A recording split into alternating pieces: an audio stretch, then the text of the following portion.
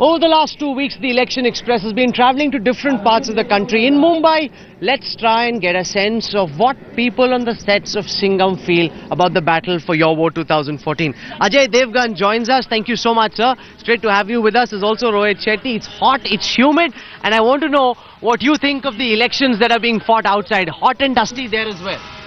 Yeah, I think this time everybody is trying to campaign in a very big way. And I think people have started coming out, and like we've been seeing that, the percentage is more. So that is very good that people are aware and people want to change, whatever kind of change, whichever government comes, but they know what they want. Do you think that Bollywood in India, unlike Hollywood, is very apolitical, doesn't take sides?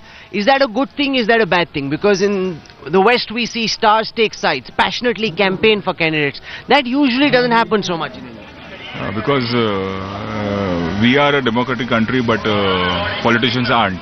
So if we openly come out and say whom we are going to vote, the next day there will be raids in our house, in our office, and too many things will happen with us. So there are too many religions, too many groups, too many issues here. I mean, if it doesn't happen if you compare yourself to the West, there it doesn't happen that you've shown something in the film and some state has banned your film and things like this. So then we have to clean all that first. So do you think a political comment by a film star impacts the fortunes of his film?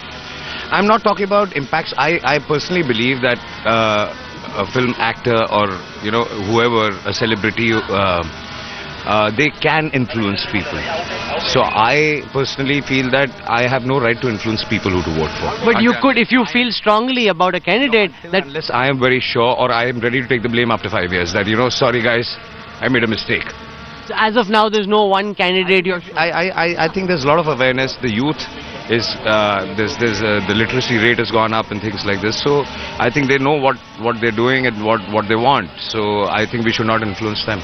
We're also seeing an attempt being made by politicians to make their rallies larger than life, like the sets of a film shoot.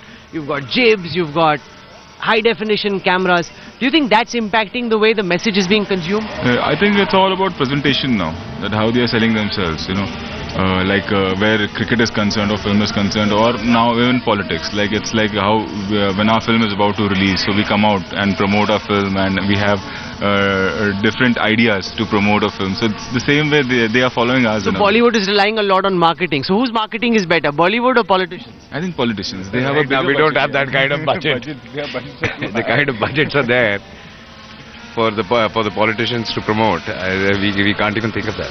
Do you think it's possible for this is Singham, right? So is it possible for a Singham who takes on the system from within the system to change the system, or does that happen only in the films? No, I think forget a Singham, forget a person who's working for the government or in any department. Every person can try and make a change, and if every person tries to change himself and people around him, the whole country will change. So I don't think we should run away from our responsibilities.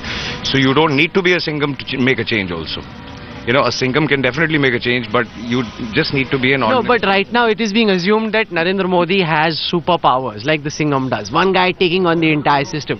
Do you think it's been built to a pitch where it's very difficult to live up to those expectations? Who's building it? The people. I don't know. Maybe also the media. So one person cannot change everything. I think one person can show a direction, whoever that person is. But I think we have our own responsibilities to get that change. What do you think? What do you think of this battle that's being played out among Rahul, Modi and Kejriwal? See, it's been happening, it always happens the same way. It's just that, as you said, that the budgets are good this time and they have a new way of presenting themselves and promoting themselves, and the whole way of campaigning, they are getting educated. Even they have a team of IT guys with them now, so it's a new way of promoting themselves more than anything else, say what agendas it should be, and still we are fighting about the 84 rights and 2000 rights, which is I think it's quite stupid. It's just the selling point. What are we going to talk about this particular party or that particular party? So it's just that even they are getting educated and upgraded in their promotion. So what can Bollywood learn from politics, and what can politics learn from Bollywood?